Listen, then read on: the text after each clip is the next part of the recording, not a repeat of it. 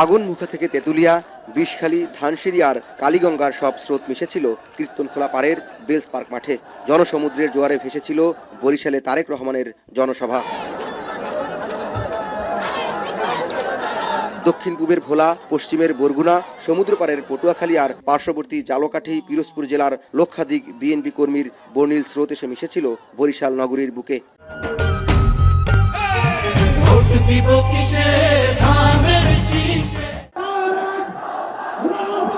দুপুরে জনসভার মঞ্চে আসেন বিএনপি চেয়ারম্যান তারেক রহমান। মুহূর্তেই উচ্ছ্বাসে ভেসে যায় বেলস পার্কের জনস্রোত। আশ্বাস দেন নদী ভাঙন রোধ ও এ অঞ্চলের স্বাস্থ্য ব্যবস্থা উন্নয়নের।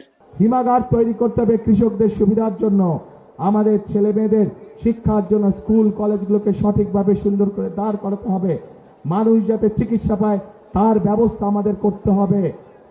বেকার যারা আছে তাদের কর্মসংস্থানের ব্যবস্থা আমাদেরকে করতে হবে। প্রিয় ভাই বোনেরা, বহুত কাজ বাকি আছে। বিগত এক যুগ ধরে আমরা মিথ্যে উন্নয়ন দেখেছি, বাংলাদেশের মানুষের ভাগ্যের কোনো পরিবর্তন হয় নাই। কাজে আসুন 12 তারিখে ইনশাআল্লাহ ধানের শীষকে জয়যুক্ত করার মাধ্যমে 13 তারিখ থেকে আসুন সকলে মিলে আমরা দেশ পুনর্গঠনের কাজে হাত দেই। গুপ্ত দলের লোকেরা জালিম হিসেবে আবির্ভূত হয়েছে মন্তব্য করে এদের বিষয়ে সতর্ক থাকার আহ্বান জানান তারেক রহমান। এই সব গুপ্তদের বিরুদ্ধে আপনাদেরকে সতর্ক থাকতে হবে, সজাগ থাকতে হবে। যারা দেশের মানুষকে সম্মান করতে জানে না, যারা পরিকল্পনা করে রাখে যে 12 তারিখের পর থেকে তারা জনগণকে নাকে দড়ি দিয়ে ঘোরাবে, তাদেরকে উচিত শিক্ষা আপনাদেরকে দিতে হবে। প্রিয় ভাই বোনেরা, বিএনপি চেয়ারম্যান অভিযোগ করেন প্রতিপক্ষ বিভিন্ন জায়গায় ভুয়া ব্যালট পেপার ছাপাচ্ছে। ভোট নিয়ে ষড়যন্ত্র রুখে দেওয়ার আহ্বান জানান তিনি।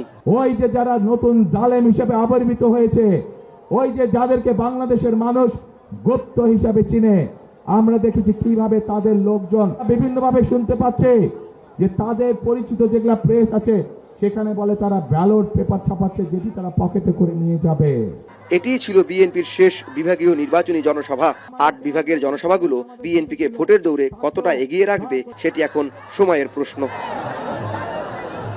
ভোটের দিন যতই ঘনিয়ে আসছে ততই নির্বাচনের উত্তাপ ছড়াচ্ছে, কিন্তু বিএনপির এই জনসভা ভোটের ব্যালটে কতটা উত্তাপ ছড়াবে সেটি 12ই ফেব্রুয়ারি জানা যাবে।